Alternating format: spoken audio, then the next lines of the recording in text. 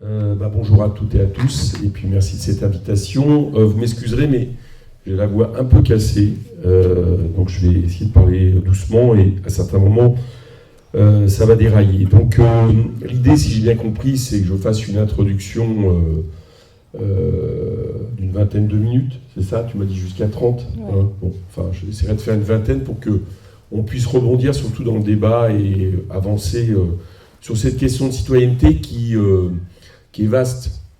Moi, je vais l'aborder sur plusieurs aspects, et principalement, pour commencer, l'aspect sur lequel aujourd'hui la citoyenneté est attaquée.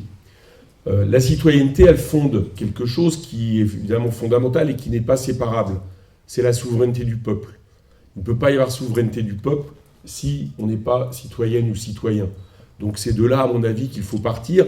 Et c'est d'autant plus là qu'il faut partir, c'est qu'on s'aperçoit que rarement, depuis longtemps, en tout cas rarement depuis que les républiques sont, la question de la souveraineté populaire est attaquée frontalement par le capitalisme d'aujourd'hui, c'est-à-dire, appelez-le comme vous voulez, néolibéralisme, mondialisation, capitalisme, globalisation, mais elle a un fait évident, c'est que au nom d'un nouveau souverain qui est le marché, elle tend sans arrêt à faire en sorte de contourner les souverainetés populaires, et quand je dis contourner, le mot est parfois faible, on pourrait même dire à certains moments les dissoudre, les nier. Bon. Qui plus est, dans un espace en Europe où on a un cheval de Troie de ce néolibéralisme qui est d'une efficacité terrible, je parle de l'Union européenne telle qu'elle est aujourd'hui, qui a pour fonction de permettre le libre-échange généralisé entre des pays dans lesquels il n'y a aucune harmonisation sociale et fiscale. Et évidemment, ça a quelque chose de particulier et de propre, avec là aussi des décisions prises avec la complicité à chaque fois, si ce n'est la décision des gouvernements des États-nations, et notamment des États-nations principaux. Mais le fait est, c'est que ce qui se décide au niveau de l'Union européenne, eh bien, au bout d'un moment, les gens se disent, on attend souvent à les rencontrer, qu'est-ce qu'on peut faire, quoi? On décide une chose, le lendemain, on applique l'inverse, etc. Donc, il y a vraiment, je crois, au fond de ce qu'est ce capitalisme néolibéral, la question du contournement des souverainetés populaires. Si j'avais des exemples à donner, ils sont légion. Bon, chacun se remémore évidemment le traité concilial européen 2005, où la plupart des pays qui ont été appelés à voter par référendum, deux d'entre eux, la France puis les Pays-Bas, ont voté non très majoritairement. L'Espagne avait voté oui, mais vraiment de très très peu, avec une grosse pression. Et qu'est-ce qui s'est passé? On s'en rappelle. Il y a eu le traité de Lisbonne qui est rentré par la fenêtre à travers le vote au Parlement avec Nicolas Sarkozy et la complicité à l'époque du Parti socialiste. Bon, c'est un premier exemple, mais j'allais dire que c'est un exemple qui nous a frappés, sauf que quand on regarde un petit peu l'histoire de l'Union européenne depuis des années, qu'est-ce qu'on constate?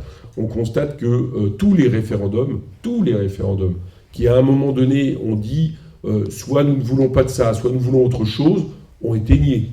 Le meilleur exemple, c'est l'Irlande, je crois, de mémoire, qu'ils ont dû voter à peu près 3 fois jusqu'à ce qu'à la fin, ils arrivent à voter oui par rapport à la question qui leur a été demandée. Et donc, c'est un constat évident. Mais plus près de nous, il y a quelques semaines, il y a encore l'exemple manifeste de ce que je dis, c'est-à-dire que le CETA, cet accord de libre-échange avec le Canada, a été appliqué à partir du 21 septembre dans l'Union européenne, sans qu'un seul Parlement national, donc y compris le Parlement français, n'en ait débattu. Et évidemment, ne l'ait voté. Donc, bon, ils nous disent c'est provisoire. Enfin, on sait bien ce que ça veut dire, provisoire. Ça veut dire qu'en réalité, le CETA va s'appliquer et que quand il s'agira de débattre au Parlement, je ne sais quand, il y aura une telle pression pour dire, vous voyez, ça marche, c'est en avant, etc., pour que tout ça soit avalisé.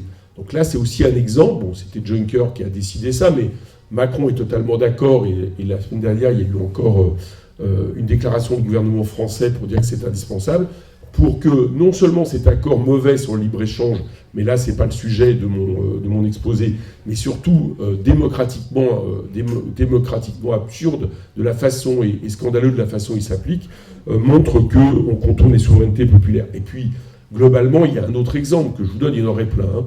mais c'est la façon, par exemple, dont désormais les budgets sont votés, puisque les budgets des nations sont désormais encadrés par des règles communautaires, la fameuse règle d'or, les 3%, qui font qu'en réalité, à travers des mécanismes européens, si on regarde, il n'y a plus une souveraineté à part entière des parlements nationaux sur ce qui est leur première prérogative, c'est-à-dire voter le budget de la nation. Bon. Si je dis ça, c'est que... Alors, tout de suite, j'ajoute quelque chose. C'est que, évidemment, ce sentiment, c'est-à-dire cette impression que les choses se font... Enfin, c'est pas une impression, cette réalité sur le fait que les choses se font en dehors du peuple, évidemment, en France, c'est en plus renforcé par le caractère présidentialiste de la Ve République. C'est-à-dire que là, on a vraiment, j'allais dire les deux, un contournement de la souveraineté populaire, donc de la citoyenneté, par le cheval de Troie du néolibéralisme qui est l'Union européenne, et en plus de ça, une Ve République de plus en plus présidentialiste. Alors on voit bien qu'Emmanuel Macron est en train de pousser à l'extrême la présidentialisation de cette Ve République, puisque vous avez vu qu'il a même contourné son Premier ministre en faisant une déclaration devant le Congrès, la veille de la déclaration du Premier ministre devant l'Assemblée nationale, qui, je vous le rappelle, dans la Constitution est quand même garant vis-à-vis de l'Assemblée de la politique menée. Il a expliqué que tout ça n'avait aucune importance. Et donc on voit que ce système de la Ve République, qui n'est pas seulement le caractère d'un président élu. On sait les uns et les autres que le modèle qui est représenté, quelque part, pollue absolument toutes les traces de la démocratie, avec une personnalisation extrême de la politique, avec un Parlement renvoyé au rang souvent. Alors là, avec la majorité de Macron, c'est même plus au rang d'une majorité Godillot. Là, en ce moment, c'est une majorité Fayot. Je peux vous assurer, on les voit, c'est assez impressionnant. Enfin, on voit bien qu'on a les deux caractéristiques en France qui se percutent pour, justement, contourner la souveraineté populaire. Bon, tout ça, c'est une histoire sur laquelle, qui, quelque part, est en train d'essayer de clore, c'est toute la question et le débat que nous avons et que nous défendons, qui essaye de clore une période ouverte, on le sait bien, en 1789. Bon, parce que finalement, à part le fait que désormais le souverain c'est le marché, il n'y a pas vraiment de différence avec le moment où le peuple, les sujets sont devenus citoyens et le peuple est devenu souverain en 1789. Vous connaissez cette histoire, hein, le 11 septembre 1789, les États généraux se réunissent, et puis on discute du droit de veto du roi. Bon. Et à l'époque, dans la salle des États généraux, pour faciliter le vote, parce qu'on ne voyait pas très bien, on demande à tous ceux qui étaient contre le droit de veto du roi de se mettre à gauche, et à tous ceux qui étaient pour le droit de veto du roi de se mettre à droite. Et c'est ce jour-là, spatialement, que l'est la notion de gauche et de droite. Donc si je dis ça, c'est juste pour vous expliquer que non seulement ce qui devrait définir, s'il y avait encore une définition de la gauche j'allais dire dans le sens le plus pur du terme, ce qui devrait définir avant tout la gauche à un moment donné, c'est justement de faire en sorte que le peuple soit souverain. Et que donc nous puissions exercer notre citoyenneté pleine et entière face à tous les souverains qui sont face à cette évolution historique, que ce soit les rois ou que ce soit aujourd'hui le marché. Et je crois que c'est un petit peu comme ça qu'il faut commencer à aborder la question. Ce que fait aujourd'hui le néolibéralisme, ce n'est rien de moins qu'un principe réellement contre-révolutionnaire au sens premier du terme.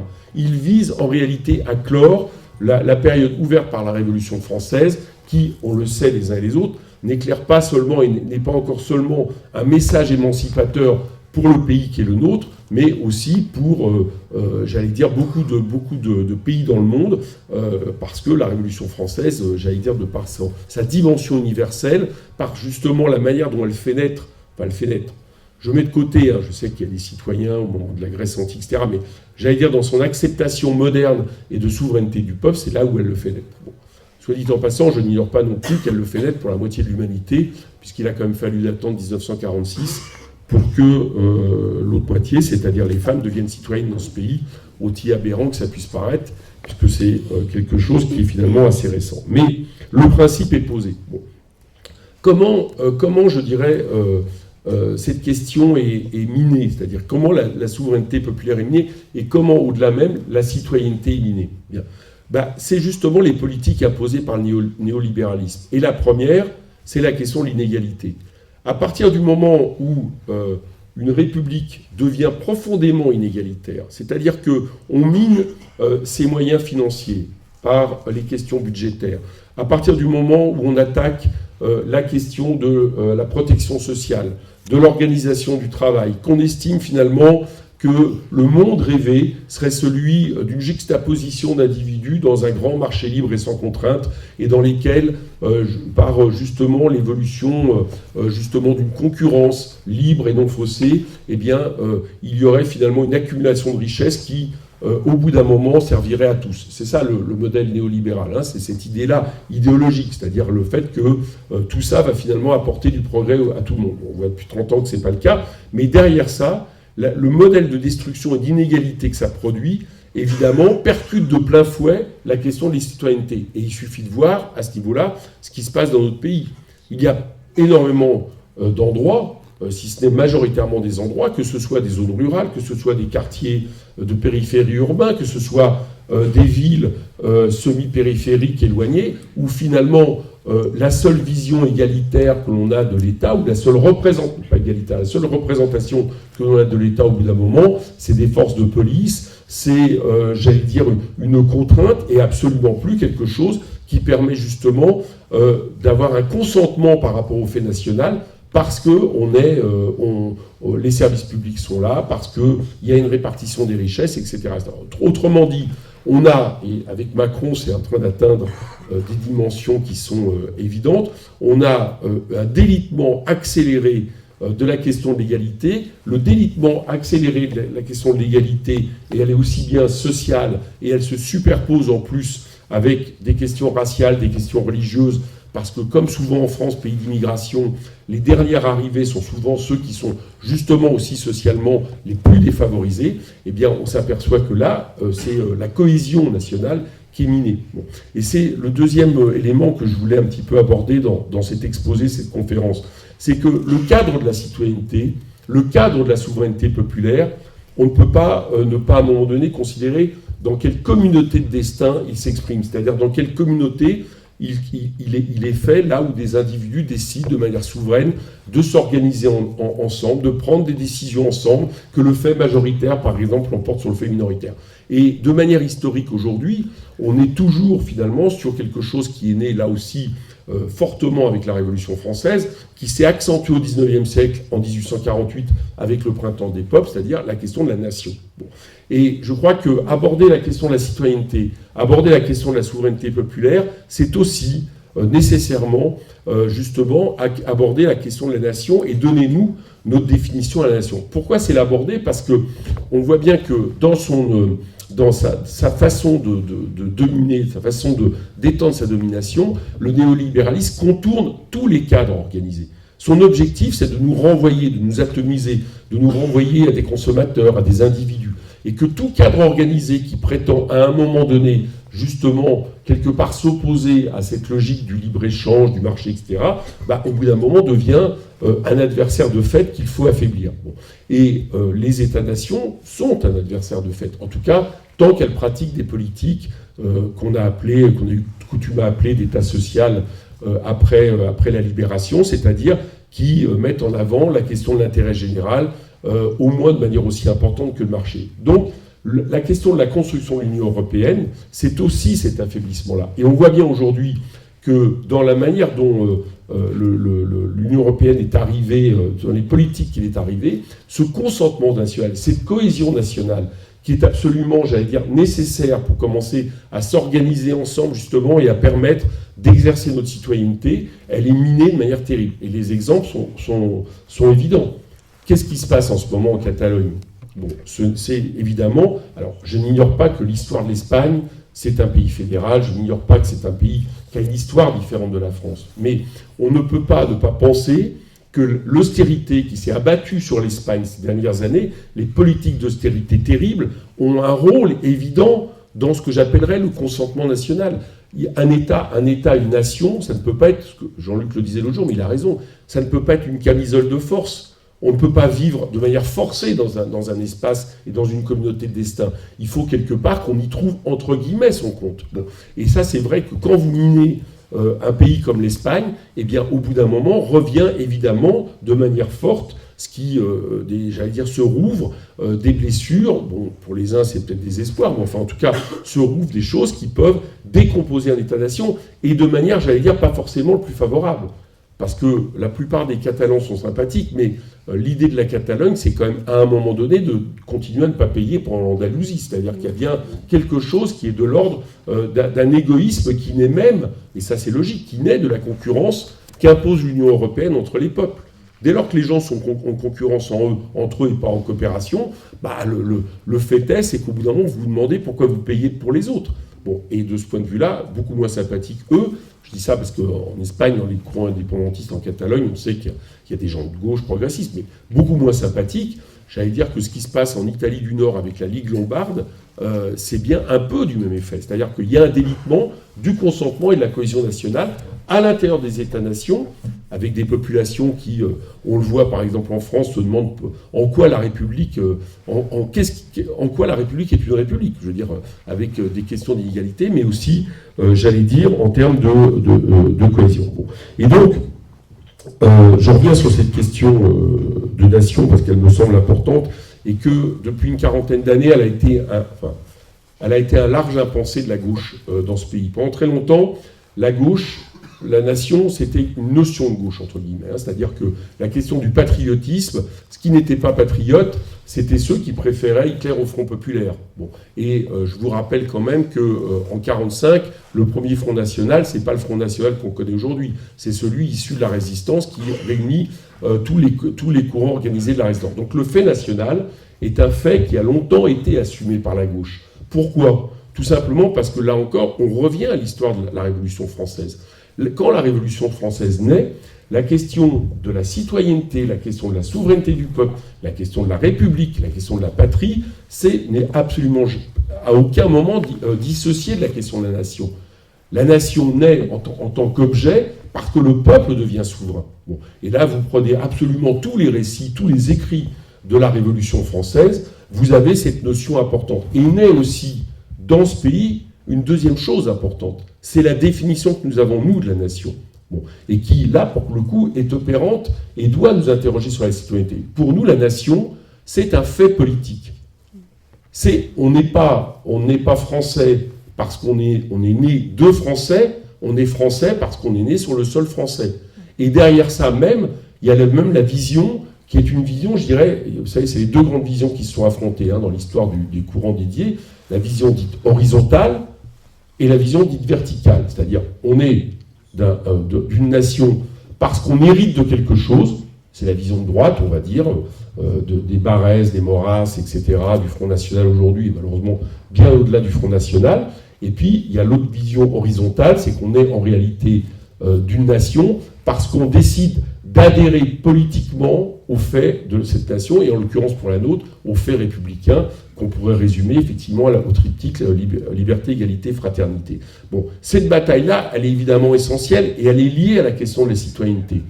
Bon, quel est le moment le plus fort de ça? On le sait les uns les autres, c'est la Constitution de 1793. Je vais me permettre de vous la rappeler rapidement. Alors c'est une Constitution qui est célèbre, le problème malheureusement c'est qu'elle n'a jamais été appliquée. Mais qu'est-ce que dit l'article 4 ? Il explique que tout homme né et domicilié en France, âgé de 21 ans accompli, tout étranger âgé de 20 ans accompli qui domicilie en France depuis une année, y vit de son travail ou acquiert une propriété, ou épouse une Française, ou adopte un enfant, ou nourrit un vieillard, tout étranger enfin qui sera jugé par le corps législatif avoir bien mérité de l'humanité, est admis à l'exercice des droits de citoyens français. Autrement dit, là, c'est la plus pure des définitions politiques, à la fois de la citoyenneté et de la nationalité. Et vous remarquerez que pour les révolutionnaires de l'époque, la question de la citoyenneté ne se dissocie jamais de la question de la nationalité, parce que justement, la nationalité est un fait politique. Bon. Donc ça, je crois que si on veut aborder la question de la citoyenneté, c'est évidemment quelque chose qui est essentiel à garder en tête. Pourquoi c'est essentiel à garder en tête ? C'est qu'aujourd'hui, de par justement la pression qui est en train de mettre le libéralisme et l'Union européenne, en Europe, je vous citais la Catalogne, l'Italie, mais on pourrait en sortir d'autres, on a bien le risque, à un moment donné, que réclament toutes les vieilles blessures et qu'on se retrouve finalement sur tous les débats du 19e siècle, qui ont donné quand même au moins une guerre mondiale, c'est-à-dire l'affrontement à un moment donné entre nations basées sur des conceptions qui sont des conceptions ethniques, qui sont des conceptions nationalistes, qui sont des conceptions, j'allais dire, tribales de la nation. Et là, ce qui nous sert à un moment donné j'allais dire logiciel, j'ai horreur de ce terme, enfin vous avez compris, ce qui nous sert à un moment donné doit nous permettre de répondre que pour nous, justement, pourquoi nous ne sommes pas nationalistes, pourquoi la question de la nation, de la souveraineté populaire et de la citoyenneté est liée, c'est parce que pour nous, quel que soit le cadre dans lequel nous sommes, parce que la nation, c'est un cadre, on peut très bien en changer un jour, pour l'instant c'est la nation, eh bien ce cadre-là doit être défini par le fait politique et en jamais et en rien par le fait de l'héritage qui nous ramène là du coup à des discriminations, etc. Et c'est ça qui aussi est affaibli aujourd'hui en France, profondément affaibli, et qui est attaqué par le néolibéralisme. Bien. Donc, ça c'était une deuxième chose que je voulais dire sur ce thème, sur la nation et la citoyenneté. Il y a, j'allais dire, là aussi dans le courant d'histoire, parce qu'on a dit de faire une conférence, je fais un peu conférence, il y a dans les courants de l'histoire progressiste aussi, là aussi quelque chose qui est intéressant dans cette question de citoyenneté. Pendant très longtemps, dans l'histoire du socialisme, que ce soit les courants anarchistes de la première internationale, Bakounine ou autre, mais même Marx, la question de la nation est un cadre obligé, on va dire, pour passer à un moment donné, c'est un cadre contraint. On est obligé de considérer la question de la nation, et donc y compris de la citoyenneté, jusqu'à ce qu'à un moment donné, le capitalisme disparaisse corps et bien. Autrement dit, dans le marxisme, enfin en tout cas c'est mon analyse, la question de la citoyenneté est peu analysée. C'est la question du rapport à la production qui est analysée. Et donc, avec l'idée que le prolétaire doit quelque part, donc c'est classe en soi, classe pour soi, c'est-à-dire l'idée que le prolétaire, et c'est à lui qu'appartient le fait de casser les chaînes du capitalisme, etc. Bon. Celui qui apporte une notion différente par rapport à ça, c'est Jaurès. Bien. Raison pour lesquelles, pour ma part, moi je me sens jaurétien, enfin en tout cas c'est de là, parce que lui, justement, à un moment donné, Jaurès comprend quelque part que la question du prolétaire et la question du citoyen sont deux choses intimement liées. C'est-à-dire qu'il ne peut pas y avoir séparation entre les deux notions si on veut justement permettre une émancipation. Et Jaurès va loin aussi en disant que, contrairement à certaines analyses, etc., la question finalement, qui est le plus patriote dans une patrie républicaine, c'est pas le bourgeois, c'est le prolétaire.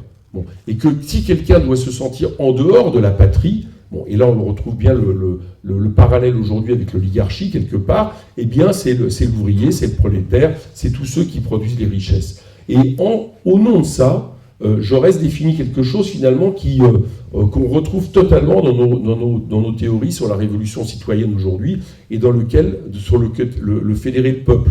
C'est-à-dire qu'il assume évidemment le caractère de classe et le rapport à la production, la critique du capitalisme, mais il lui ajoute, intimement lié, le fait que le prolétaire, l'ouvrier, est aussi celui qui, quelque part, permet justement que la démocratie vive de manière active. C'est-à-dire que sa souveraineté, elle doit s'exercer aussi bien au sein de l'entreprise, et donc, in fine, en remettant en cause le rapport de domination capitaliste, parce que c'est la première des contraintes et la première c'est la première des limitations de notre souveraineté, c'est-à-dire le fait que le capital domine au niveau du travail, mais en même temps, il le met aussi sur la question de la politique, c'est-à-dire avec là la question du citoyen. Et je vais me permettre, ça sera ma deuxième citation et ma dernière, c'est de vous rappeler ces phrases de Jaurès, justement. C'est dans son article, vous savez, un peu de patriotisme éloigne de l'international, beaucoup de patriotisme y ramène. Et Jaurès explique que dire que cette classe, le prolétariat, n'est qu'un néant dans la balance des forces sociales, qu'elle n'entre pas dans la composition de la définition de l'État, qu'elle est condamnée à n'être rien jusqu'au jour où elle sera tout, c'est aller contre l'évidence, c'est refouler l'immense mouvement des choses et anéantir tout ce que le prolétariat a conquis. Pour Jaurès, en France, en Espagne, en Allemagne, en Italie, depuis la Révolution, démocratie et nationalité se confondent. C'est le point de départ pour compléter la démocratie politique en démocratie sociale, pénétrer les patries autonomes d'esprit international et assurer dans l'universelle paix l'évolution de la justice sociale. On était en 1911. Hein. Il n'y a plus d'Icari, le socialisme ne sépare plus de la vie, ne sépare plus de la nation, il ne déserte pas la patrie, il se sert de la patrie elle-même pour la transformer et pour l'agrandir. L'internationalisme abstrait anarchisant qui ferait fi des conditions de lutte, d'action, d'évolution de chaque groupement historique ne serait plus qu'une Icari, plus factice que l'autre, encore plus démodée. Voilà. C'est une manière, je crois, qui est extrêmement moderne, si on le lit bien, pour comprendre ce qu'est notre révolution citoyenne à nous. Qu'est-ce que nous disons, en l'occurrence? C'est qu'un siècle après Jaurès, du fait d'une urbanisation toujours plus poussée, qui fait quand même que, même si c'est totalement de manière injuste, mais une grande partie de l'humanité vit dans les villes. Et donc, j'allais dire, a un rapport par rapport à l'organisation spatiale qui n'est certes pas le même, le rapport est discriminé, mais qui évidemment est très différent de quand, j'allais dire, plus de la moitié de la population, c'était encore le cas après 1945, vivait dans les campagnes, dans des zones rurales, etc., et l'autre moitié en ville. Donc ça, c'est un premier fait. Deuxième fait, quand il y a une explosion en termes numériques de la population, que l'on connaît, avec tout ce que cela implique, justement, de nécessité de s'organiser, ne serait-ce pour qu'on puisse continuer à vivre sur cette planète. Je crois qu'on doit être plusieurs dans la salle quand même à avoir vécu pratiquement le plus du doublement, voire le triplement de la population de notre vivant. Donc on voit bien que quelque part c'est une échelle qui évidemment est quelque chose qui doit compter. Et troisièmement, justement du fait de la nouvelle forme de domination du capitalisme, qui fait en sorte que la vision entrepreneuriale du capitalisme n'existe plus, enfin en tout cas elle existe, mais ce n'est pas le modèle dominant. Le modèle dominant est celui de la rente capitaliste, qui justement amène à confronter de manière totalement inédite une minorité de la population par rapport à l'écrasante majorité. C'est l'idée de fédérer le peuple. Alors, on dit 1% par rapport à 99. Moi je trouve que c'est exagéré, parce que dans les 1% arrivent à amener à eux quand même des gens qui, quelque part, ont les mêmes interobjectifs. Enfin, on est en gros sur du 10-90, c'est-à-dire que jamais peut-être il y a une telle inégalité dans à la fois les conditions de vie, de richesse, de rapport justement à la production, qui fait que on se retrouve finalement avec cette notion que, sans du tout renier la question de l'analyse des classes, on a vraiment le peuple face à l'oligarchie. Et je trouve que dans ce que dit Jaurès, il y a déjà justement en devenir ce qui nous permet aujourd'hui de définir notre programme. Qu'est-ce que notre programme? C'est celui d'une méthode, d'une stratégie, celui de la révolution citoyenne, c'est-à-dire qui donne le pouvoir aux citoyens. Mais dans révolution citoyenne, il y a aussi le fait que nous admettons justement, comme le disait Jaurès, qu'on ne passe pas de tout à rien, que quelque part on ne nie pas les acquis démocratiques qui ont été justement remportés par le peuple, mais que c'est quelque chose qui ne peut se faire que s'il y a un fait majoritaire. La révolution citoyenne, c'est pour ça qu'en France, nous disons d'abord qu'elle passe par les urnes, c'est admettre le fait que pour qu'il y ait révolution, et révolution sur le temps long, eh bien, il faut qu'elle soit l'émanation du fait majoritaire, et non pas, par exemple, celui d'un parti d'avant-garde ou, j'allais dire, d'un groupe qui ferait la révolution pour les autres. Ça, c'est un fait absolument fondamental, et qui est aussi permis parce que cette population, en tout cas le peuple français, n'a jamais été aussi cultivé, n'a jamais été aussi, quelque part, contrairement à tout ce que peuvent dire les déclinistes, il n'y a pas de rapport entre le peuple français aujourd'hui et donc de la conscience qu'il peut avoir de ses intérêts et ce qu'il était il y a un siècle. Bon, y compris d'ailleurs, je vous rappelle qu'il y a plus de salariés qu'à l'époque. Donc cette question-là, c'est d'abord celui de la révolution citoyenne. Deuxièmement, c'est la question de la 6e République. C'est-à-dire que de la même manière que Jaurès, la 6e République, pour moi avant tout, c'est le fait de réconcilier démocratie politique et démocratie sociale. Bon, et de donner réellement le pouvoir au peuple. Fin de la 5e République, c'est-à-dire l'idée d'en finir avec le présidentialisme et de trouver tous les mécanismes qui permettent un véritable contrôle populaire, que ce soit par le droit de révocabilité, que ce soit par le fait de non-cumul des mandats dans le temps, et évidemment non-cumul des mandats en même temps, que ce soit finalement l'idée, à mon avis, qui devrait être absolument centrale dans un programme révolutionnaire, que la politique... Moi, là, tout à l'heure, il y a quelqu'un qui me dit « Tiens, t'es en politique ?» Je sais pas. Ben non, la politique, ça doit rester un engagement. Ça ne peut jamais être un métier. Ça ne devrait jamais être un métier. Tout simplement parce que si c'est un engagement qui est renouvelé et partagé entre tous les citoyens, et bien tous, les uns les autres, on pourrait être amenés à un moment donné à avoir un mandat d'élu ou un mandat, etc. C'est donc quelque chose, à mon avis, qui est important d'arrêter de quelque part de permettre justement que ne soit jamais dissociée la question de celui qui exerce un pouvoir et de ceux qui lui donnent leur mandat. Je pense qu'il faut arriver à ça. Mais c'est aussi la démocratie sociale, c'est-à-dire le fait que dans les entreprises, la citoyenneté ne s'arrête pas aux portes des entreprises, dans ce qui était défini par Jaurès, et le fait que finalement, on remette en question à travers ça, d'abord la rente capitaliste, la rente des actionnaires, c'est-à-dire le pouvoir des actionnaires, le marché, cette suprématie, cette nouvelle souveraineté dont je vous parlais tout à l'heure, mais aussi tout simplement même la domination du capital dans les entreprises. Et puis troisièmement aussi d'avoir, j'allais dire, une république qui, plus que jamais, répond à l'intérêt général. Et répondre à l'intérêt général, c'est pas répondre à l'addition de citoyens, c'est répondre à un moment donné à l'intérêt qui prédomine pour nous tous. Et le premier, c'est pour ça qu'on proposait de constitutionnaliser ce qu'on appelle la règle verte, c'est-à-dire de ne pas pouvoir consommer, produire plus que la terre ne peut absorber. Vous savez qu'aujourd'hui, on est au 12 août, c'est-à-dire symboliquement, le 12 août chaque année, ça avance de 3, ça recule de 3-4 chaque année. On a consommé et produit plus que la terre ne peut absorber. Bon. Donc c'est cette règle verte qui rappelle que le premier intérêt général de l'humanité, et qui là aussi, quelque part, fait en sorte que, j'allais dire, montre les intérêts communs de l'espèce humaine, eh bien, c'est le fait de pouvoir continuer à respirer et à vivre dans cette planète. Voilà un petit peu ce que je voulais dire comme introduction, c'est-à-dire montrer finalement que notre mission historique, ce n'est rien de moins finalement que de reconquérir la citoyenneté, comme nos ancêtres l'ont fait il y a près de 300, enfin plus de 250 ans maintenant, que cette citoyenneté, elle permet justement l'exercice de la souveraineté du peuple, que la souveraineté du peuple, en réalité, remet en question non seulement l'oligarchie, mais quand on y réfléchit bien, toutes les formes de domination donc, qui dominent, que ce soit les questions d'égalité homme-femme, mais aussi, je le disais tout à l'heure, la domination du capitalisme,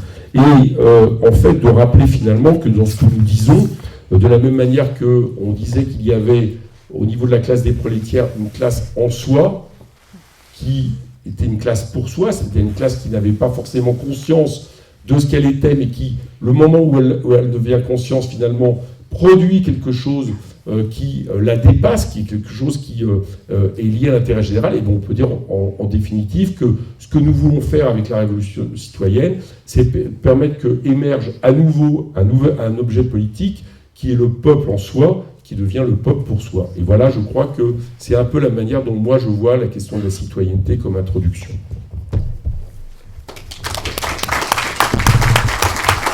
Merci Eric.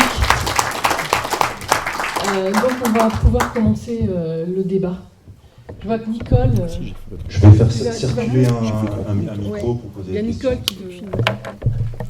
J'ai fait 30 minutes. Bravo. Dans les Merci pour votre éclairage. Le siècle des Lumières n'est pas mort.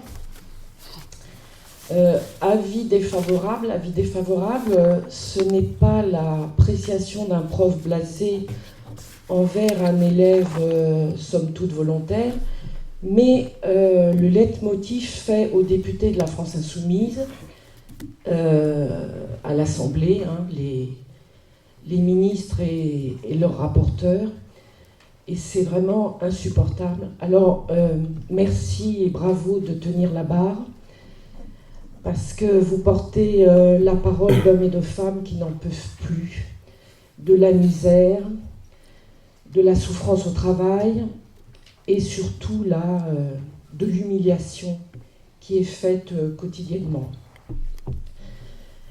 Alors, au niveau de la citoyenneté, d'ailleurs, l'attitude de ces ministres, c'est une atteinte fantastique, cruelle à la citoyenneté. Alors, par rapport à la citoyenneté, je voulais aborder le problème des médias et de la façon qu'ont les journalistes de traiter les personnes, les représentants, les députés de la France Insoumise. Et je pense particulièrement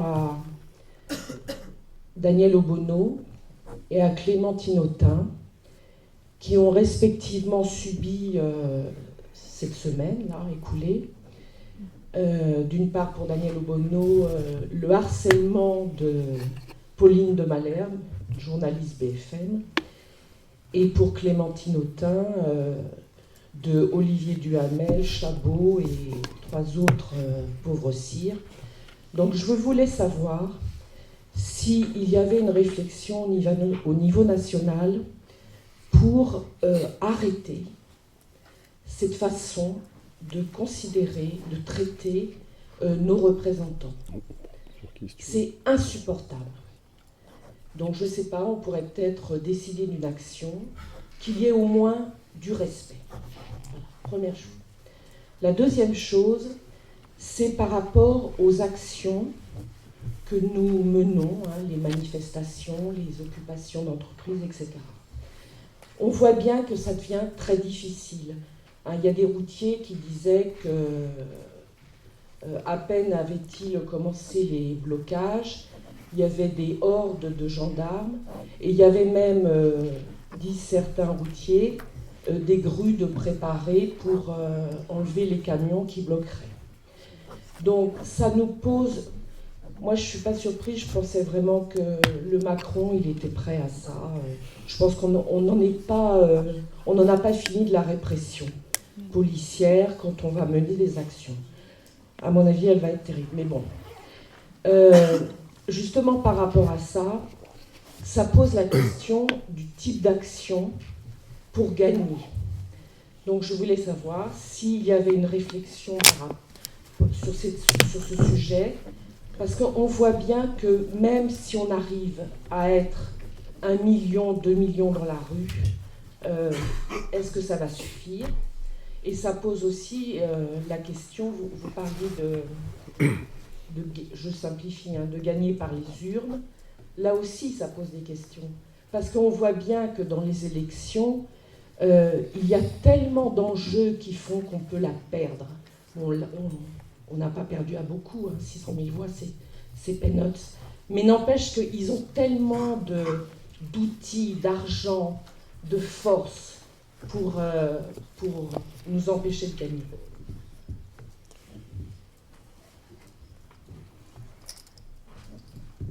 Bonjour, je vais être un peu plus terre à terre. C'est une question un peu plus stratégique, notamment par rapport à ce que vous avez abordé sur la nation, le lien de la nation et de la citoyenneté. Notamment la nation qui est une critique qu'on entend beaucoup à notre gauche, même si je sais que c'est pas le plus gros terreau électoral, mais c'est vraiment limite un point de rupture, une fin de non-recevoir pour tout ce qui est à notre gauche, de même parler de nation. Et moi, je me suis fait traiter de nationaliste plusieurs fois en parlant simplement de souveraineté populaire. Et je ne sais pas si vous avez un argumentaire tout fait, une réponse à faire pour ça, qui est vraiment un thème qui revient très très régulièrement, notamment chez les jeunes, qui ont très peur de la France insoumise de par ce fait-là. Donc, je ne sais pas si vous avez quelque chose à dire là-dessus. Merci. Bonjour. Déjà, merci pour votre intervention. Je crois que vous prêchez les convaincus. Moi, je vais me faire un peu l'avocat du diable. Je côtoie beaucoup de personnes qui ont voté Macron. D'abord, ça donne lieu à des débats souvent houleux. Mais du coup, un de leurs plus grands arguments, c'est de dire que le programme de la France Insoumise, c'est très joli, mais c'est infaisable dans notre monde globalisé. En gros, on n'est pas tout seul, et dans ces conditions-là, on ne pourra pas mettre en place nos mesures. Donc moi, j'essaye de me battre contre ça. J'ai d'ailleurs beaucoup d'arguments pour ça, parce qu'en fait, c'est bien deux mondes qui s'entrechoquent, hein, deux visions complètement différentes qui s'entrechoquent, et ce depuis des dizaines d'années. Mais qu'est-ce que vous pensez de cet argument? Qu'est-ce qu'on peut leur répondre? Qu'est-ce que vous leur répondriez, pardon? Et à l'Assemblée, même si ça doit être difficile face à des députés faillots, c'est vraiment pas simple d'ailleurs. Est-ce qu'il y a des discussions à ce niveau-là? Enfin voilà, je sais pas, qu'est-ce que vous pourriez dire là-dessus? Merci. Nous allons prendre encore une question. Je ne suis pas impoli, hein, je cherche quelque chose pour vous répondre sur mon téléphone. Oui, bonjour, je voudrais savoir, qu'est-ce qui vous rend si sûr que dans la France de 2017, la démocratie, ce soit toujours le meilleur moyen vraiment de servir l'intérêt général? Puisque par exemple, l'Allemagne des années 30 a mis au pouvoir Hitler, et je ne suis pas un spécialiste d'histoire, mais il me semble que c'était quand même de manière relativement démocratique. Donc, qu'est-ce qu'on fait quand le peuple, en gros, semble prendre la mauvaise décision? Par exemple, l'Amérique de Trump ou le Royaume-Uni du Brexit. Moi, je ne pense pas que c'était les bonnes décisions, mais il semble que ce soit l'expression démocratique du peuple. Et donc, comment... voilà.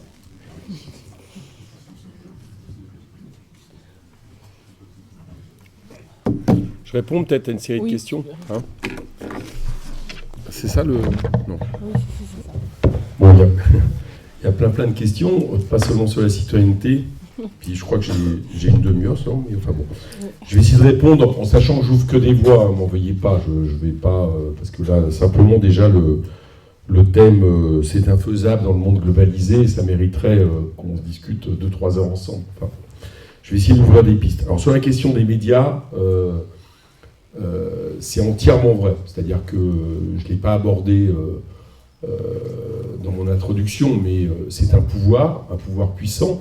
Et je rappelle qu'une des premières décisions du Conseil national de la résistance, c'était de casser le monopole médiatique. C'est-à-dire de faire en sorte que les médias soient indépendants justement du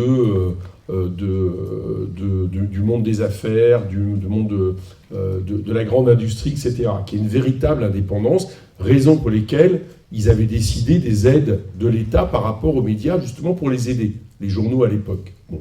Donc on voit bien que cette question-là, elle n'est pas nouvelle. Et aujourd'hui, elle est redevenue une actualité terrible, parce qu'on sait très bien que très peu de groupes, je ne sais plus le nom exact, enfin bon, qu'importe, dominent à peu près l'ensemble des médias qui font l'opinion. C'est ça la réalité. Et quand je dis ça, c'est pas la théorie du complot. Je vais vous citer un petit exemple. Lors de la manifestation du 23 septembre, Jean-Luc, à la fin, fait une énumération pour répondre à Macron qui expliquait que la démocratie, la rue n'était pas démocratique. Enfin bon, vous vous rappelez de cette phrase. Il fait une énumération pour rappeler à quel moment le peuple, justement, parce qu'y compris ça fait partie de la Constitution, le droit de manifester, exercer une démocratie dans la rue. Donc il rappelle plusieurs. Et à un moment donné, il parle qu'on combattu le nazi. Il ne dit pas que c'est les seuls. Il dit cette phrase.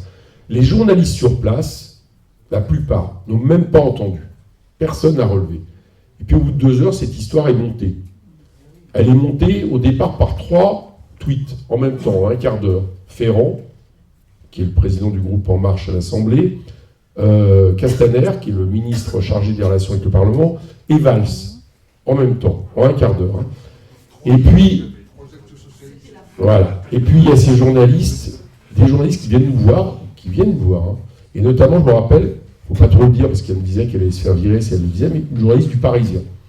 Ils viennent, ils disent, Monsieur Coquerel, vous ne voulez pas réagir, parce que là, on a un problème, nos rédactions nous demandent d'en faire le sujet principal sur le 23. C'est ça qu'ils nous demandent. Ils nous obligent à faire des papiers là-dessus, réagissez. Ce que je veux dire par là, c'est que l'ordre de faire ça, le 23 septembre, il n'est pas venu, c'était pas les journalistes sur place qui se sont dit, tiens, c'est un fait, c'est que c'est venu des rédactions. Et si vous suivez ce soir-là l'évolution du commentaire, vous apercevez par BFM, je passais à BFM ce soir-là, donc j'ai regardé BFM, cette histoire n'est arrivée qu'à 21h30, 22h. Et puis à partir de là, c'est devenu le fait principal. Bon. Donc il y a bien, effectivement, je veux dire, le monde de l'argent, le monde de la finance domine aujourd'hui les médias, et à partir de là, construisent des contre-feux. Encore aujourd'hui, la une du Parisien, c'est Jean-Luc Mélenchon, où arrêtera-t-il ses provocations?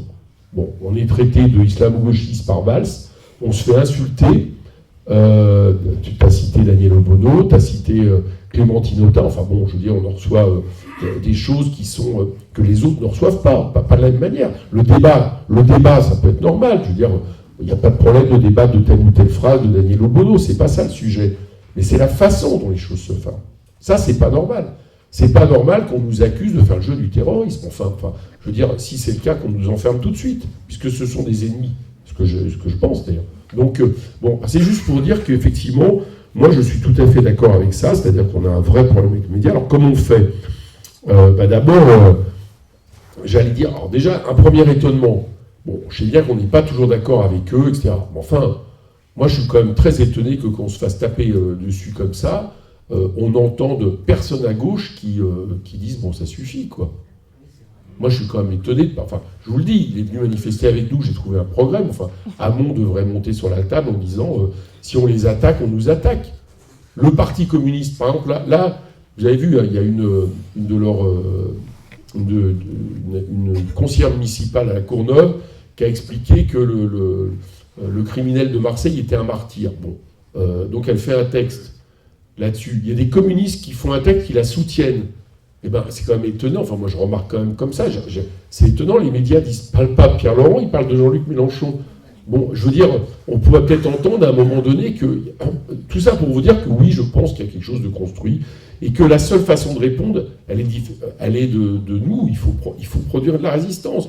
Il faut interpeller, il faut faire des tribunes. Moi, j'ai pas d'autre solution. Enfin, je veux dire, malheureusement, je n'ai pas de solution miracle. Voilà, on voit bien quelle est la nature et la volonté de l'attaque. Pourquoi elle vient ?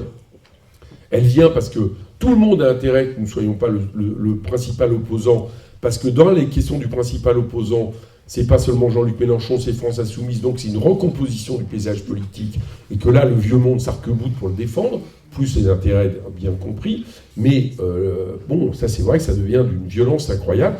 Moi je pense qu'il faut se battre, il faut faire des comités qui réagissent là-dessus, il faut interpeller publiquement les rédactions, enfin voilà, malheureusement j'ai pas plus de solutions, mais c'est un fait évident, et nous on essaye de réagir, bon, avec la voix qu'on a en tant que député, et il faut l'utiliser partout où vous pouvez. Je peux dire que je suis d'accord avec ton diagnostic.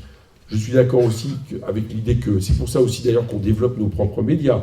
C'est aussi notre réponse, c'est-à-dire le fait de dire bon bah après tout développons nos médias puisque les réseaux sociaux nous permettent, mais c'est un fait. Deuxièmement, sur la question aussi que tu as posée, là aussi totalement juste, sur la question de la répression. Alors d'abord pourquoi ? Parce que elle a quand même un lien avec ce que je disais tout à l'heure, c'est-à-dire qu'à partir du moment où vous imposez des choses au peuple qui sont contraires à ce que veut le peuple, vous avez inévitablement besoin de la répression. Je veux dire, on ne peut pas imposer la loi El Khomri, qui jusqu'au bout a été refusée par 70% des Français, si vous en même temps vous l'accompagnez pas d'une répression absolument terrible des manifestations. Ce qui s'est passé quand même. Sous couvert d'état d'urgence, ils ont réprimé de manière absolument incroyable les manifestations. Et ça n'a pas été pour rien dans le fait que le mouvement n'y arrive pas. Parce que quand vous êtes... la plupart des gens, quand ils ont envie d'aller à une manifestation, ils n'ont pas envie d'y aller pour se faire casser la gueule, prendre des gaz. Donc ils n'y vont pas. Bon. Et d'ailleurs, je vous fais remarquer une chose, c'est que dans la loi de transformation de l'état d'urgence, un des articles est le fait de pouvoir continuer, en dehors de l'état d'urgence, à faire en sorte de contrôler les manifestations comme elles ont été contrôlées pour la loi El Khomri. Donc il y a bien cette côté, l'aspect répressif est très très lié avec les politiques d'austérité. C'est pas pour rien qu'on a inventé le néologisme austéritaire. C'est que vous ne pouvez pas imposer l'austérité au peuple si vous n'avez pas l'autorité, si vous n'êtes pas autoritaire et si vous n'êtes pas répressif. Bon, ça c'est malheureusement une vieille histoire du capitalisme. Comment on réagit ? Alors tu dis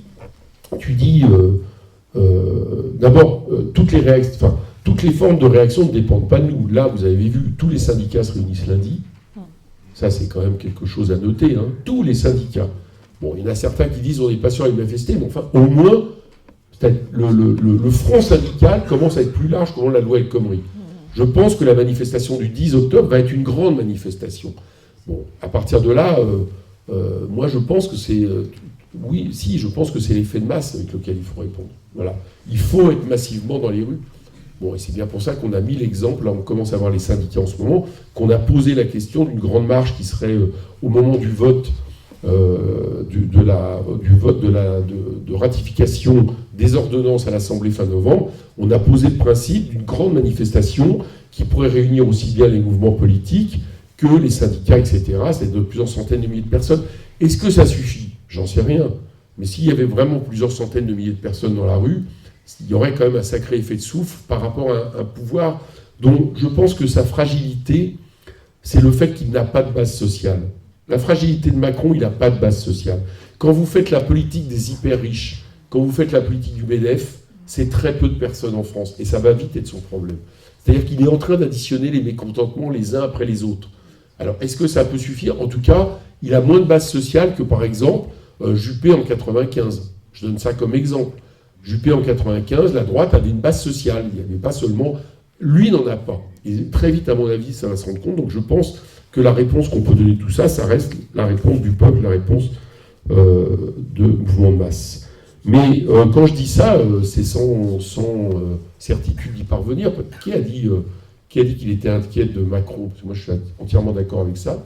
Je pense que Macron, il est l'incarnation même de l'évolution du capitalisme, qui par essence, troisième âge de capitalisme, j'ai essayé de l'expliquer tout à l'heure, j'espère avoir été assez pédagogique, mais il est par essence totalitaire, moi je pense. C'est-à-dire que très longtemps, on a associé l'idée du capitalisme à la question de la démocratie bourgeoise. C'est-à-dire avec le fait, le capitalisme, c'est lié à la démocratie parlementaire. Moi je pense que le troisième âge du capitalisme, de par la domination transfrontière de la rente capitaliste, c'est ce que j'ai dit tout à l'heure, sa tendance profonde, c'est de contourner tous les cadres collectifs. Et donc, il est par essence totalitaire. Voilà, c'est ce que je crois. Et donc, Macron, alors, je ne suis pas en train de dire que Macron est un dictateur, mais je trouve que chez Macron, il y a quand même... c'est pas rien, feignant, bordel, ils ont qu'à aller trouver du travail. C'est pas juste des lapsus, c'est quelque part quelque chose qui va plus profondément que ça. Bon, voilà, donc ça, je pense que la seule solution par rapport à ça, encore une fois, c'est le peuple. Sur la question nation, citoyenneté, souveraineté populaire, écoute, je vais te rassurer. Tu vois, moi, au moment où j'ai commencé un peu, dans les années avant 2005, avant le traité constitutionnel européen, à discuter avec la gauche antilibérale, je me rappelle, donc moi, mon parcours, j'étais à la LCR jusqu'en 98, et après, je suis devenu chevènementiste. Je suis parti de chevènement sur une autre question dont je n'ai pas abordé tout à l'heure, il faudrait que je le fasse quand même. Mais bon, avec quand même l'idée que la question de la souveraineté populaire était quelque chose de fondamental et qu'elle passait encore dans les cadres premiers des nations et que, vous l'avez compris, ça méritait le fait qu'on continue à se battre pour une définition politique de la nation et non pas laisser ça à l'extrême droite et à ceux qui ont une définition ethnique. Je résume. Bon, à l'époque, quand j'avais ces premières réunions, donc on était en 2004, je disais le mot souveraineté populaire. C'était à peine si je ne me faisais pas traiter de souverainiste de droite et autres. Je peux te dire que ça a progressé. C'est-à-dire, par exemple, la souveraineté populaire est devenue un mot, qui fait partie, aujourd'hui, tout le monde reconnaît l'idée que le peuple doit être souverain. Bon. Et je trouve quand même, donc je n'ai pas d'autres conseils à te donner que de continuer à être pédagogique, que arriver à montrer que les nations, c'est pas juste, je vais dire, ne sont pas juste faites à gauche pour être reconnues comme... la nation n'est pas juste progressive, par exemple, je vous donne un exemple, vous allez comprendre, elle n'est pas juste une vision progressiste qu'on dit que le peuple a ici droit à une nation. Voilà, d'accord? Donc elle n'est pas juste positive pour les peuples qui n'ont pas de nation et qui sont dominés ou autres, et qui donc méritent qu'on se batte pour eux pour qu'ils aient une nation.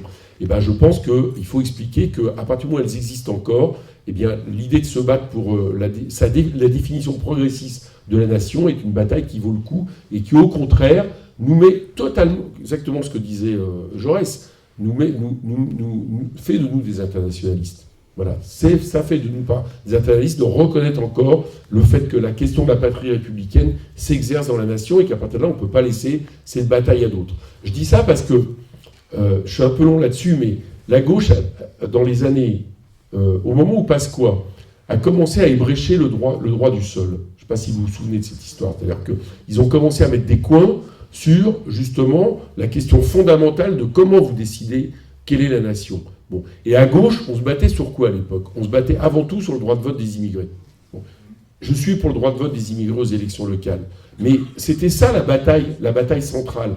Et par contre, les autres étaient en train, en réalité, de casser complètement la définition de la citoyenneté, c'est-à-dire, et au lieu de se battre pour faire en sorte, par exemple, que la citoyenneté française soit ouverte la plus largement possible, y compris avec possibilité de double nationalité, enfin, que quelque part, ça soit pas compliqué de devenir citoyen français, eh bien, franchement, il n'y a pas eu de réaction à la hauteur. Et moi, je pense que s'il n'y a pas eu de réaction à la hauteur, ça fait partie, justement, du fait que pendant une trentaine d'années, pour plein de raisons, là, ça serait trop longtemps, on en discutait, la question de la nation était soit un impensé, soit même quelque chose qui était considéré comme un gros mot. Voilà ce que je crois profondément par rapport à ça. Sur la question, oui, en laissant du coup aux autres nourrir de ce qu'ils estimaient de l'identité nationale, alors que, bon, moi, la seule identité nationale, ça doit être la carte d'identité. C'est-à-dire, c'est tout. Il n'y a pas d'autre identité nationale. Ou si, la République, si vous préférez. Mais en tout cas, ça ne peut pas être, la question justement de ce que j'ai dit tout à l'heure, quelque chose qui serait un héritage vertical. Sur la question intéressante, qu'est-ce qu'on peut répondre aux gens qui nous disent c'est infaisable? Je cherchais un petit truc, là, que j'ai trouvé. Alors voilà, je vais aussi parler d'un pays en novembre 2015 où il y a eu des accords anti-austérité entre socialistes et gauche radicale qui a permis de gouverner et de faire hausse annuelle de 5% du salaire minimal, fin du programme de privatisation, revalorisation des petites retraites, retour au niveau antérieur des salaires de fonctionnaires amputés par la coalition de droite précédemment au pouvoir, rétablissement des 35 heures dans la fonction publique, rétablissement des 4 jours fériés précédemment supprimés, élargissement des critères d'attribution des minima sociaux et des allocations familiales et de chômage, instauration de taxes sur l'énergie et les banques, mise en place d'un tarif social de l'énergie. Et dans ce pays, la croissance a redémarré, elle est passée de moins 4% en 2013 à plus de 1,6% en 2017. Le chômage a reculé de 17,5 en 2013 à 9,8 en 2017. Les déficits publics se sont réduits de 11,2 en 2010 à 2% en 2017 et les déficits commerciaux disparaissent. Ce pays, c'est le Portugal, qui est en train de faire une politique absolument inverse des politiques d'austérité. Bon, alors certes, nous, c'est un peu surprenant parce que c'est un parti socialiste qui est appuyé par... pour le coup, ça ne répond pas vraiment au schéma qui sont celles des partis socialistes ailleurs, et nul ne sait combien de temps ils vont le tenir. Mais pour l'instant, ils l'ont fait, et surtout, ça nous permet de montrer une chose, c'est qu'une politique complètement inverse à celle qui est préconisée aujourd'hui par Bruxelles, non seulement c'est possible, mais ça marche. Bon, et pour te répondre, moi je crois que la question à montrer, c'est que d'abord de leur dire une chose, c'est que leur politique ne marche pas. Leur politique, non mais je sais bien que tu es convaincu, mais leur politique ne marche pas. Bon, qu'est-ce que leur politique ? Le maire vient de leur dire, Bruno Le Maire, il explique, on va faire un budget d'austérité et on favorise les revenus capital parce que le capital, enfin favoriser les revenus capital, c'est les investissements de demain et les emplois d'après-demain. C'est la phrase d'Helmut Schmidt dans les années 80, ça s'appelle le théorème de Schmidt, qui a fait que pendant 30 ans, on a fait des politiques d'austérité et on a favorisé les revenus capital. Et en 30 ans, partout, la conséquence de cette politique, ça a été les dividendes ont explosé, le chômage a explosé et les investissements ont baissé. Donc ça ne marche pas, leur politique.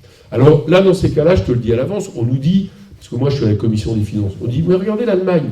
Oui, enfin, sauf que l'Allemagne, je vous rappelle que la politique de Schmitt, qui a été réaccentuée par celle de Schröder, le socialiste, au début des années 2000, ont fait que l'Allemagne était à la rue totale, au début des années 2000, sur tous les indices économiques par rapport à la France, qui à l'époque avait fait les 35 heures. Qu'est-ce qui a fait que l'Allemagne, effectivement, a rebondi ? C'est qu'elle a imposé, parce qu'on l'a laissé faire, une politique européenne basée sur un euro fort et une politique agressive en matière d'exportation. Autrement dit, elle s'est sortie des conséquences de la politique de déflation salariale en étant un pays exportateur de manière agressive et en arrivant à faire en sorte que la politique européenne correspond à cette politique. Alors vous me direz, on pourrait faire pareil, c'est ce que disent les libéraux, sauf que tout le monde sait à quoi ça mènerait. Si tous les pays exportent de la même manière, si par exemple nous on faisait la même chose, on décide de baisser les salaires, enfin c'est ce qu'ils sont en train d'essayer de faire, la protection sociale, bon, si tous les pays exportent en Europe ou d'un, tout ça s'annulera. Donc c'est pas quelque chose de viable. C'est possible pour l'Allemagne parce qu'elle le fait seule. Mais le jour où quelque part tout le monde ferait ça en même temps, ça ne marcherait plus et par contre ça entraînerait tout le continent encore plus vers le bas pour les raisons qu'on sait. Donc leur politique ne marche pas. Et la nôtre, là, à partir de là, c'est la réponse qu'il faut faire, c'est-à-dire d'abord rappeler que la France est la 5e puissance économique au monde. C'est-à-dire arrêter de montrer une vision décliniste du pays.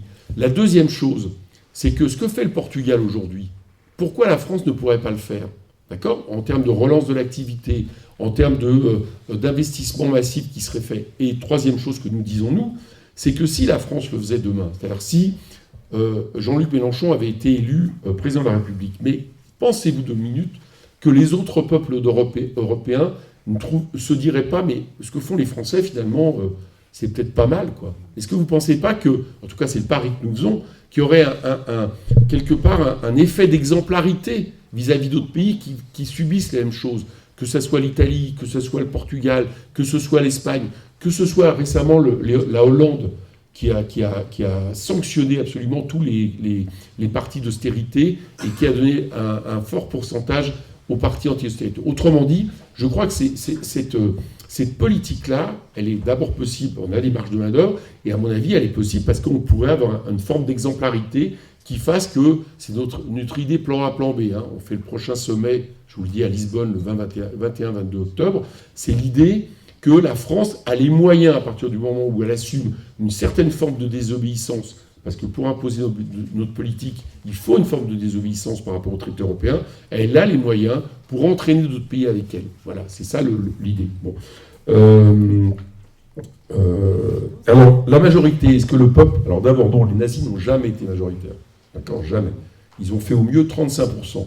Et si la droite allemande, à un moment donné, n'avait pas préféré justement, par rapport aux menaces qui étaient à l'époque, celles qu'elle estimait du communisme, n'avait pas donné l'accès à Hitler au pouvoir, Hitler n'avait pas la majorité. Bon, on ne va pas refaire l'histoire, mais il n'a jamais eu la majorité. Bon, mais par contre, je ne contourne pas la difficulté de la question. C'est-à-dire, il y a des moments où le peuple ne prend pas les bonnes décisions. Bah ouais, peut-être. Mais n'empêche, je pense quand même que la souveraineté du peuple doit rester absolument essentielle et que quelque part, j'allais dire que ces dernières années, si je regarde, c'est pas vraiment le peuple qui a pris les mauvaises décisions. Hein, parce que le TCE, la décision était plutôt intelligente de le refuser et que c'est quand même nos élus qui ont fait en sorte de contourner la souveraineté.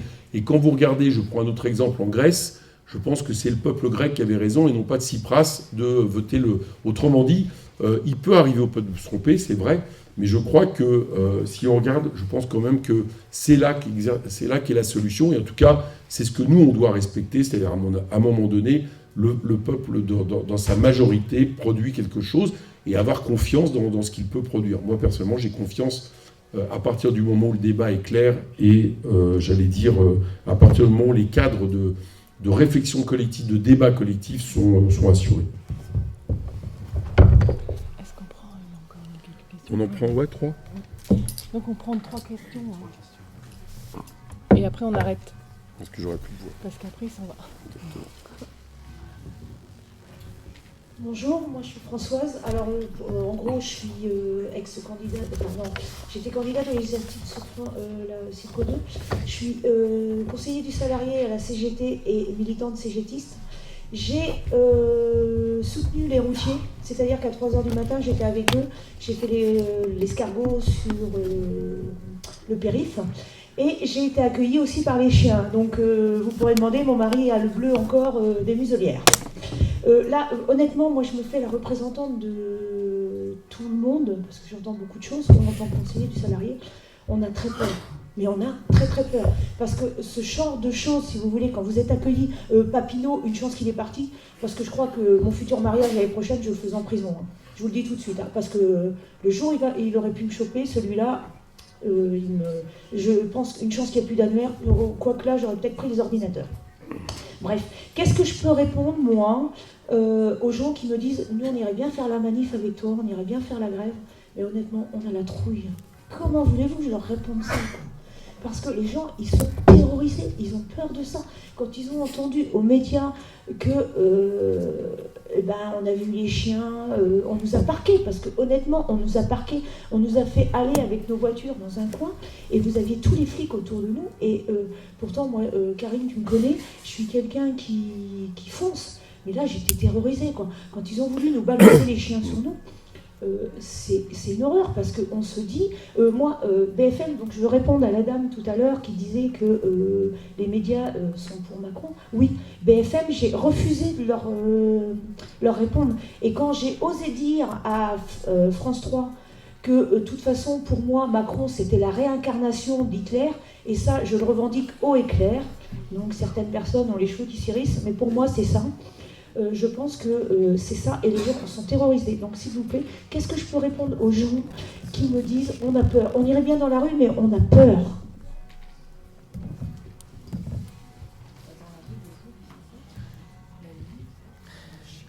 Encore 2 questions alors.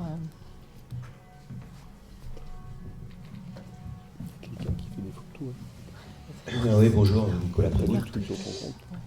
On a entendu parler c'était avant le 23 septembre, je crois, d'un appel d'un syndicat de police à manifester en tête de cortège dans les grandes villes.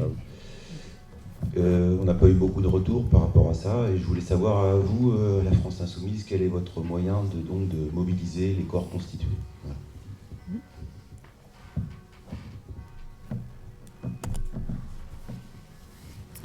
Allez, encore une question.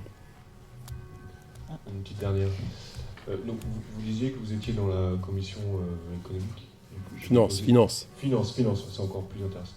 Je vais poser une question là-dessus. On voit qu'il y a des baisses, excusez-moi, hein, c'est pas forcément le sujet de la citoyenneté ou quoi, mais je pense que c'est important. On voit qu'il y a des baisses de budget de partout, hein, des budgets de l'État dans la santé, l'éducation, etc. Et on sait, et ça a été prouvé, que on avait un manque à gagner énorme au niveau de l'évasion fiscale.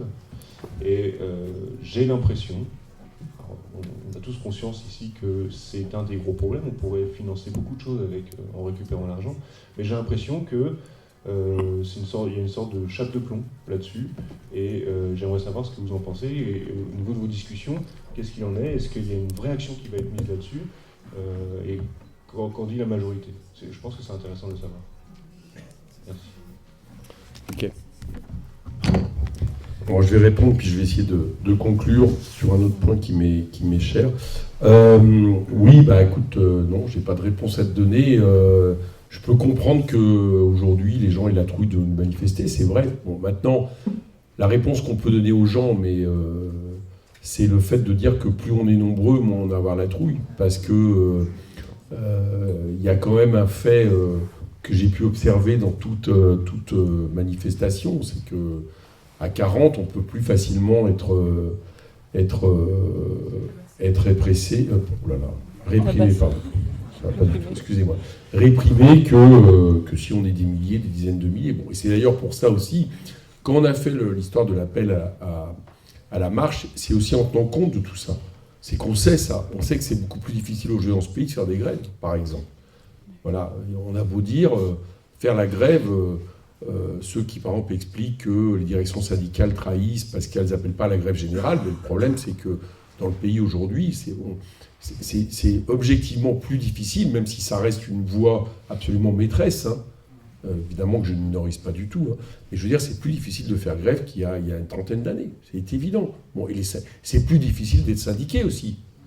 Bon, faut l'admettre, enfin, faut le savoir. Je veux dire, ceux qui nous font la bouche en cœur, le dialogue social, qui nous imposent la loi travail, etc., alors que même dans la loi travail, ils contournent les organisations syndicales, je veux dire, on connaît la vérité. Donc moi, je crois qu'il faut répondre, il faut essayer de répondre à chaque fois par le plus possible par la masse. C'est ça notre garantie. Bon, voilà, j'ai pas d'autre réponse à vous donner. Bon, alors, cela dit, bon, ok, Macron et Hitler, non, ça ne me fait pas hérisser les cheveux, mais je pense que c'est faux, c'est notre problème. C'est que quand Macron sera Hitler, je veux dire, on aura une autre discussion, à mon avis, et on ne sera même pas là en train de discuter. Donc c'est pour ça que, je veux dire, il y a des gradations avec des mots qui... C'est pas grave, hein, je veux dire, c'est un débat, mais il faut garder des mots pour caractériser la situation, parce que sinon, on va se retrouver un peu désarmé quand les choses vont s'accentuer. Par contre, ce qui est vrai, c'est que l'aspect autoritaire de Macron et ce qu'il prépare comme loi, la loi qui vient d'être votée sur l'état d'urgence est une loi gravissime, mais gravissime. Je veux dire, je vous le dis en passant, hein, je vous ai parlé des manifestations, mais par exemple, cette loi, qui vise à régler la question du contrôle des frontières pour les réfugiés par l'entrée du terrorisme. Or, on sait ce que ça veut dire. Dans les Alpes-Maritimes, c'est appliqué de manière drastique. J'y suis allé, j'étais soutien Cédric Héroux et tous ceux qui se battent dans la vallée de la Roya. Bon.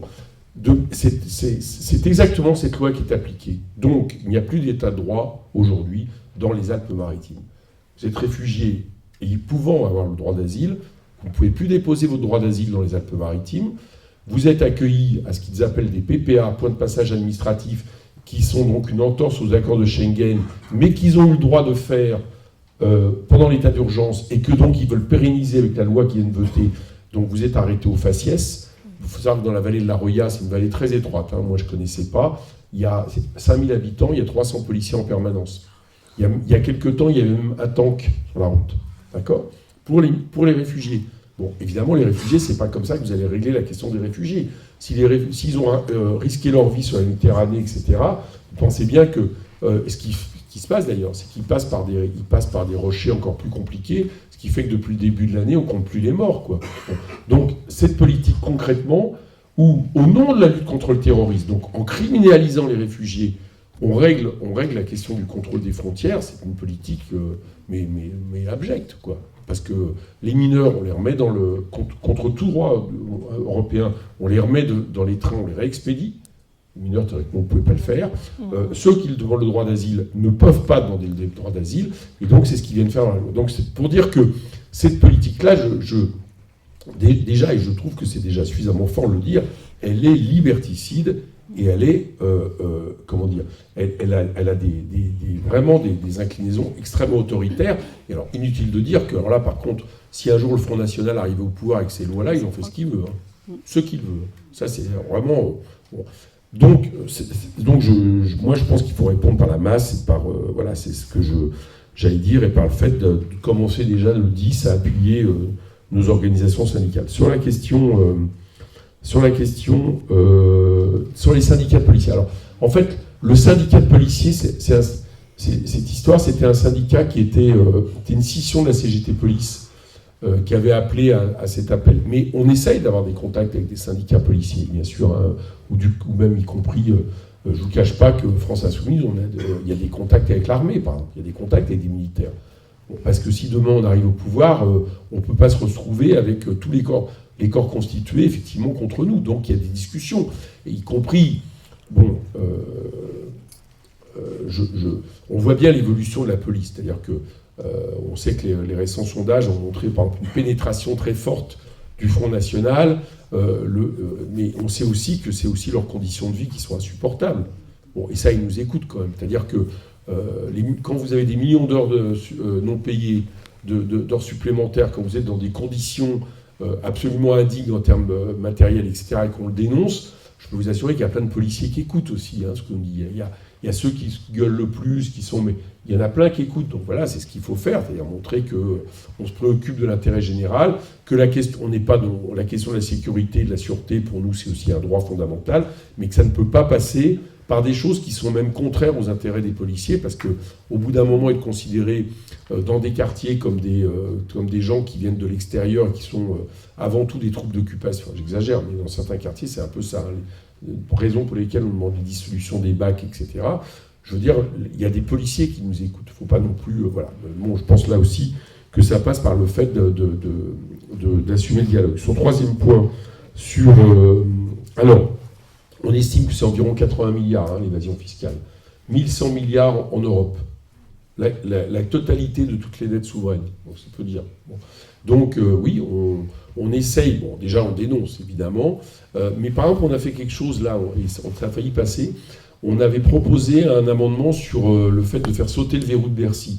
Vous savez ce que c'est le verrou de Bercy, C'est le fait qu'il y a une juridiction spéciale qui fait que le ministère des Finances peut juger ses contrevenants sans que ça soit une justice normale. Et donc, règle ses comptes comme ils veulent. Bon, donc, on voit bien que c'est l'ouverture de tous les abus. Et, bizarrement, c'est nous qui avons proposé l'amendement, et on a eu les Républicains avec nous, le PS, le PC, et au bout d'un moment, il y avait qu'En Marche tout seul, donc vraiment, il y avait une pression qui montait, donc Darmanin Darmanin s'en est sorti en proposant une mission, enfin pour avoir son vote majoritaire, mais voilà, on essaye de mettre des coins, on fait notre rôle de parlementaire, etc. Maintenant, tu as raison de dire que c'est quelque chose de décisif. Je voudrais juste conclure sur une chose, mais qui a un lien avec la citoyenneté. Quelqu'un a dit tout à l'heure, il nous a manqué peu de voix pour le deuxième tour. Très peu de voix, 600 000 voix. Hein. Bon, moi je suis sûr que les voix qui nous ont manqué, elles sont dans les quartiers populaires. Voilà, je suis sûr que c'est là qu'elles sont. C'est-à-dire, dans des quartiers, moi je le vois, je suis élu de la première circonscription de Seine-Saint-Denis, Épinay, Saint-Ouen, c'est des quartiers, quand vous y allez actuellement, après les présidentielles, vous avez l'impression que vous êtes en Mélenchonie, quoi. C'est-à-dire les gens ont voté Mélenchon, mais à 60-70%. Bon, sauf qu'il y en a beaucoup plus qui s'abstiennent dans ces quartiers-là ou qui ne sont pas inscrits que dans d'autres. Inutile de dire que ceux qui s'abstiennent dans ces quartiers-là et ceux qui ne sont pas inscrits, ils auraient voté pareil. Et donc nos voix, elles sont là. Autrement dit, elles sont dans les classes populaires. Parce que les quartiers populaires, c'est les classes populaires. Hein. Je veux dire, la question, bien sûr, il y a une discrimination raciale qui se rajoute à la discrimination sociale, bon, plus les questions coloniales, etc. Mais profondément, c'est d'abord, avant tout, les classes populaires. Et c'est vieux, enfin, c'est vieux comme le 19e siècle et le capitalisme, quoi. Classe populaire, classe dangereuse, c'est la même chose. C'est exactement la même chose.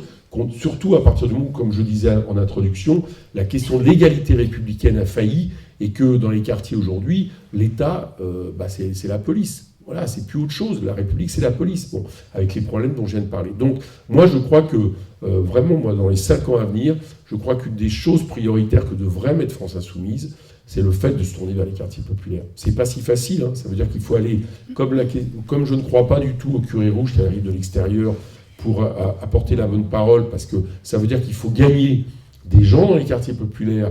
On a réussi à en gagner un peu pour la campagne et les aider, etc.